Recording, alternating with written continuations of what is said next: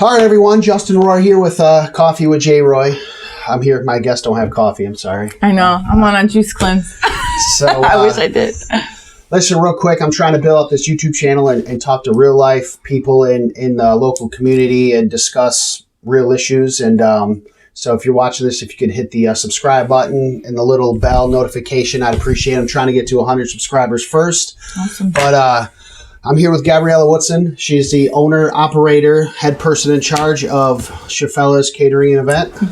And a hot topic that I'm sure most of us are sick of talking about or tired of talking about or whatever for the last few months is COVID. But one thing that kind of hit particular home with me personally is the whole how some small businesses were treated versus other small businesses. So I thought, what better way to bring in a real life small business who was in the restaurant business and was absolutely affected by this, so we can kind of just pick her brain, kind of get her perspective, and just have a conversation for 15 or 20 minutes. Yeah. So Gabriella, if you want, just kind of take us back to February, March of 2020 on where you were and what you were doing before everything kind of happened.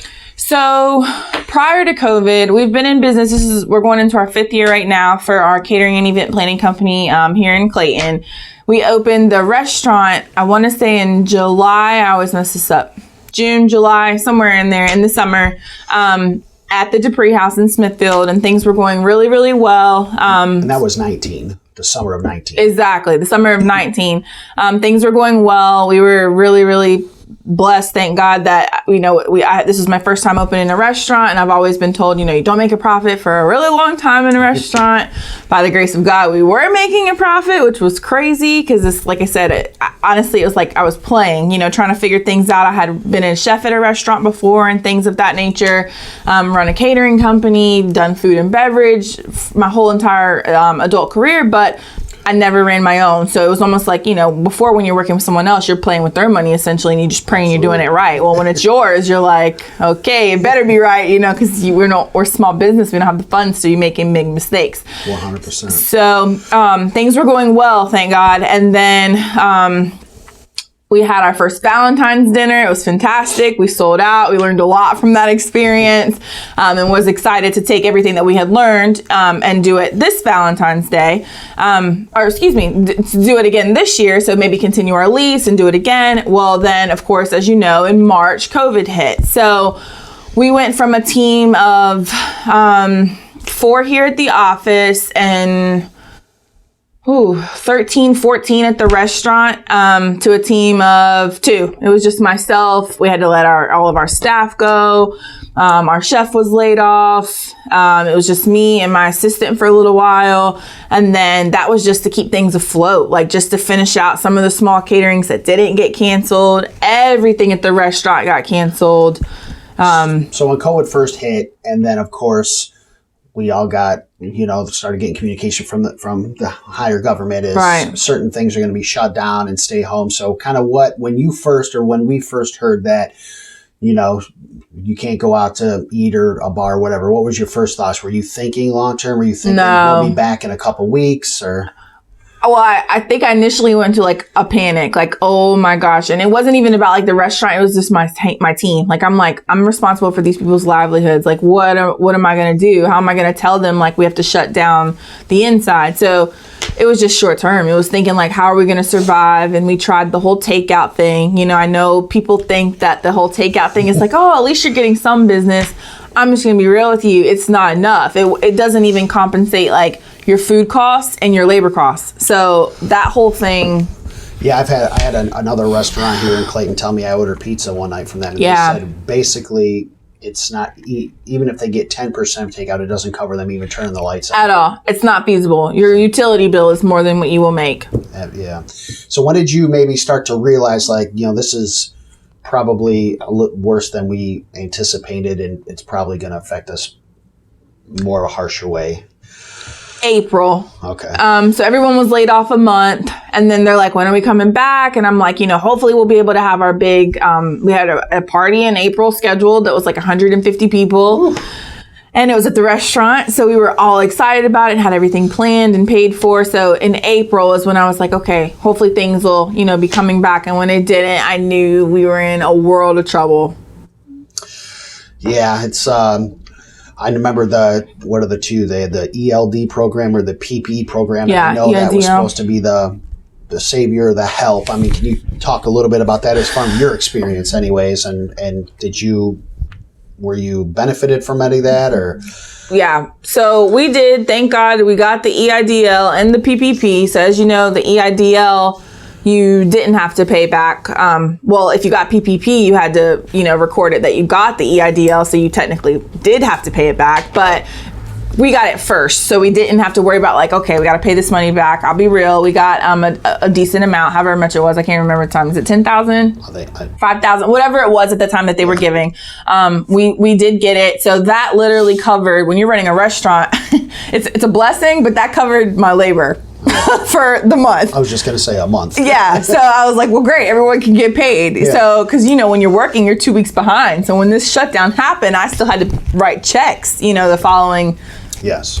So it covered payroll, and then it's like, great, now what? And then now it's May. Now it's May, and everyone's laid off, but I still have rent and utilities. And so when PPP came out, it was like, okay, great. But that process was, I'm just gonna be honest, torture. Like, it was horrible. You had to provide all of this stuff. And then as a business owner, you're stuck with, what do I do? Do I take this money, knowing I have to pay it back with the uncertainties of if my business is going to be left standing, or do I not and just shut everything down? So we did. We took the money and we were able to get caught up on 2 months, 2 months worth of rent for here in our other location, and then payroll. And that was all of the money. And it's like, okay, great. Now what? And you still had 6 months left. And you still have, exactly. 7 months. Because that's the one thing is, landlords don't care about COVID. They don't. Or mortgage people. They don't. So, I mean, and this is more of a personal opinion. Do you, now that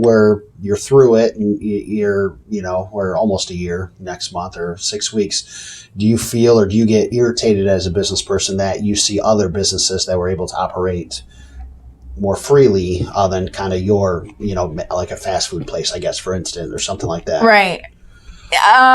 Or you'd go to Walmart and there'd be 200 people in there. Yes, definitely, because it's like that's my point too. Is like, so if people can go into Walmart and the aisles are packed, and yes, you have the arrows and everything, and that's all great. Like, I'm not knocking Walmart or department stores or anything like that, but if all these people can be in one facility and they're walking around, so it's not like they're just sitting at their table or staying seated or whatever the case may be, how come the regulations for restaurants weren't a little bit different? And I get it. Like, I told my team I'd rather shut it completely down and close to keep people safe, because the last thing I want is for someone to come into my restaurant and have COVID and then something happen. And our clientele was older, so that hurt us even more to know that 90% of our business in Smithfield was probably ages 60 up. So they were, of course, more hesitant.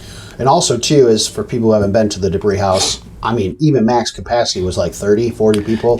So total is 70, but that you'd have to have seated like yeah. So even at 50%. Right. We could do 35 people, and that's just the one side of the dining room. The bar, you can do a certain amount. And then we had a deck. So that's where the other 70, where the bigger cart comes in, is the deck outside, but 70 was our max there. So any light or anything that you could, that you've learned or that will help you in the future when you make business decisions? I mean, has this affected that at all, or? Mm-hmm. So it was always a dream of mine to, and this is the biggest question I get asked all the time, is it was a dream of mine to open a restaurant before I turned 30. I did it, and I'm not doing it again. Unless I don't know, but for right now, I'm definitely not going to do it again. It's just, I think the biggest thing is I'm glad we decided to close when we did. A lot of our customers kept asking us, like, after, when you could go back to dine at capacity limits, would we? And we chose not to. We just did takeout for a little while. We chose not to reopen the restaurant simply because I just was so scared if it happened again, I'd be right back in the same boat. So yeah, that's the stress. That's the stress of it, is we chose to close down and to end our time at the Debris House. But I've heard a lot of businesses say they wish they would have made that decision now because they're more and more and more in debt. So it's just a catch-22. Absolutely. And it's kind of a shame that only certain businesses were affected by this. I mean, I know we can all say that our lives were affected with, for those folks who have kids and the school and that was last week's episode. And I get it. But, let's just be honest. When it affects your pocket, I mean, Right. that's where the stress kind of peaks. And a lot of people are fortunate to work from home. And, Right. When you're not able to, even if you want to, I mean, that's kind of, that's the, I don't know, the crux of it, I guess.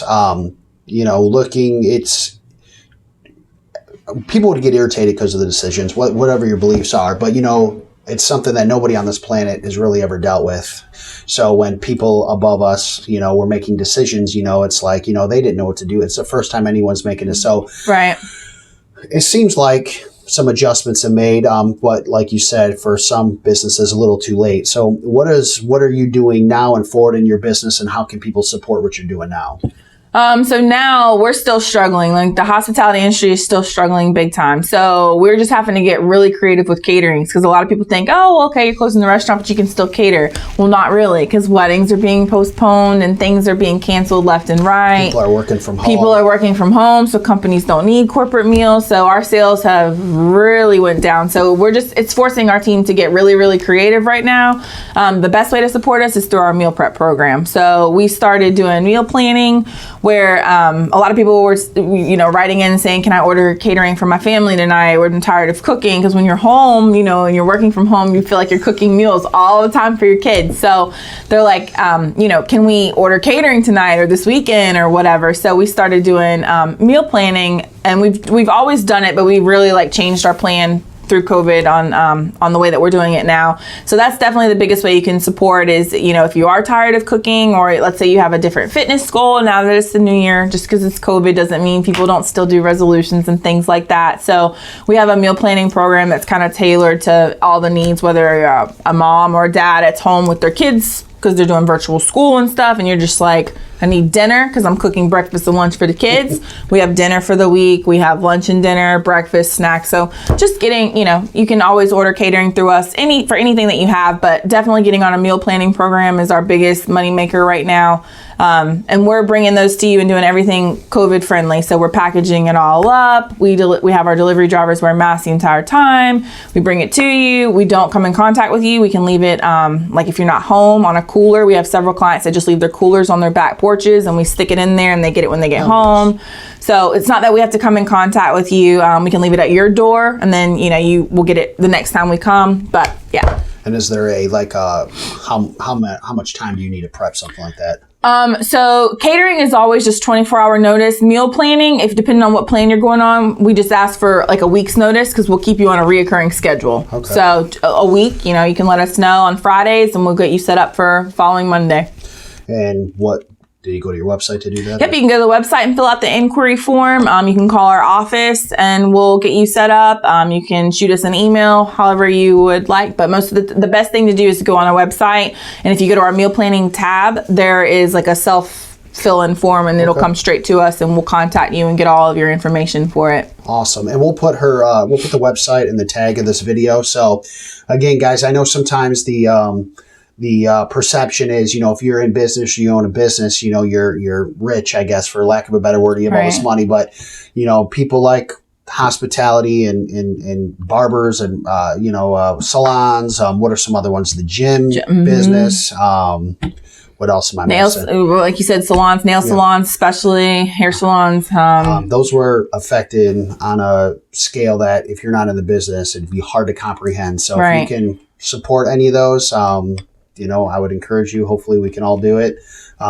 Spread the love. But I appreciate Gabriella coming in. Yeah, thank you for having me. Talking a little bit about the last 12 months. And I appreciate everyone subscribing and watching. So have a good week, and we'll see you next week. Bye.